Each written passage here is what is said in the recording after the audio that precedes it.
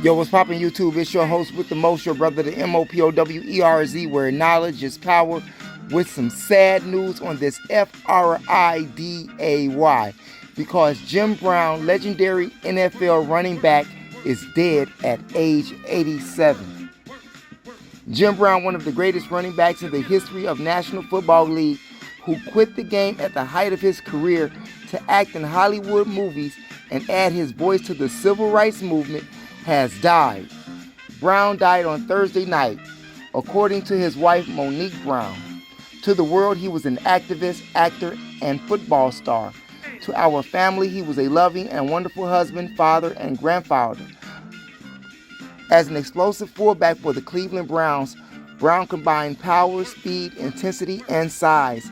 6 feet, 2 inches, and 230 pounds. A Mack truck coming your way was not seen in the NFL before he joined the league in 1957.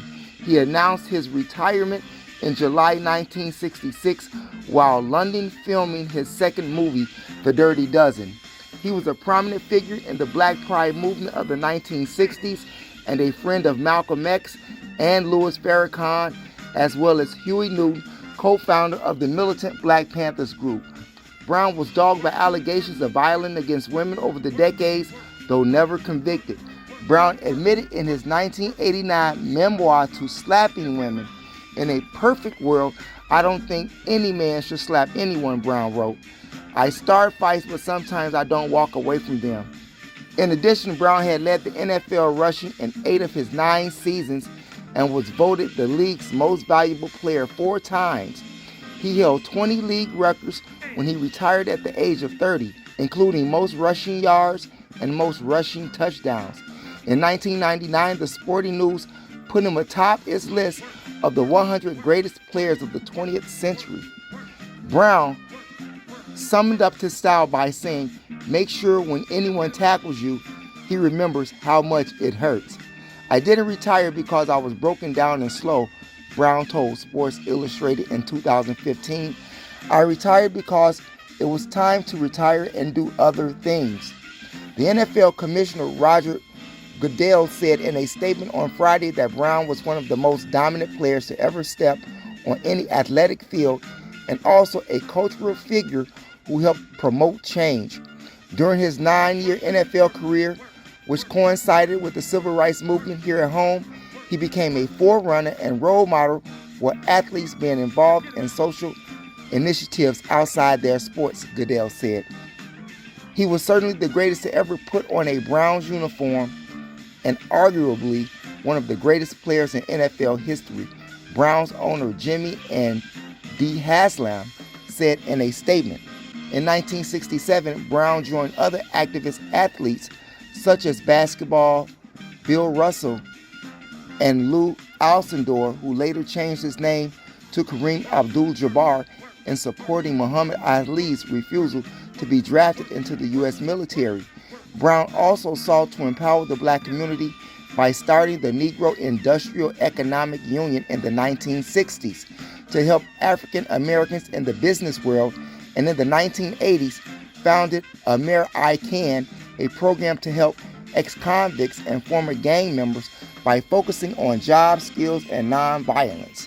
"I was basically a proponent of economic development as a way to equality, social equality," Brown told the Cleveland Plain Dealer in 2013.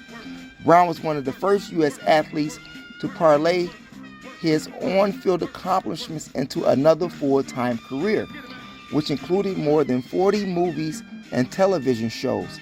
His rugged good looks and quiet charisma made him a natural for rough guy roles, and he made his first movie, the Western Rio Conchos, in 1964 while still with the Browns. In addition to the Dirty Dozens in '67, his early works included Ice Station Zebra, 1968, and 1970s blaxploitation films such as Three the Hard Way, 1974, Slaughter, 1972, and Black Gun in '72. Brown's 1969 movie 100 Rifles featured a rare interracial sex scene with Raquel Welch. He posed nude for Playgirl magazine and wrote frankly about his busy sex life in his 1989 book, Out of Bounds. Later movies included the blaxploitation spoof I'm Gonna Get You Sucker in 1998 and Spike Lee's He's Got Game, also in 1998.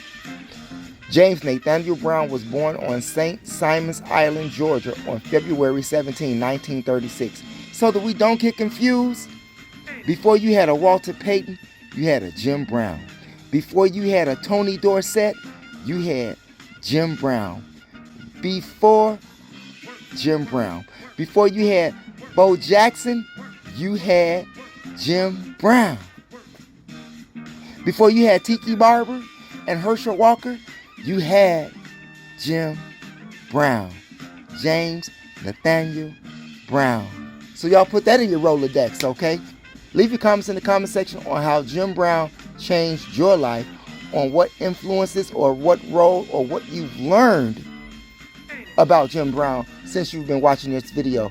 Remember, it's your brother, the MOPOWERZ, where knowledge is power. Is your third eye that makes you shine like jewelry. And if you haven't done so already, press the subscribe button below. View the videos, hit the notification bell so that you can get all of the new videos that I upload on YouTube. Also, press those condiments, the like and the share. Share the information with relatives, friends, co-workers, anyone that you come into contact with. It is a magnificent way to jumpstart your conversation. The transcendent of James Nathaniel Brown, a.k.a. Jim Brown. Leave your comments in the comment section, you all. Peace, and never ever give up on your dreams.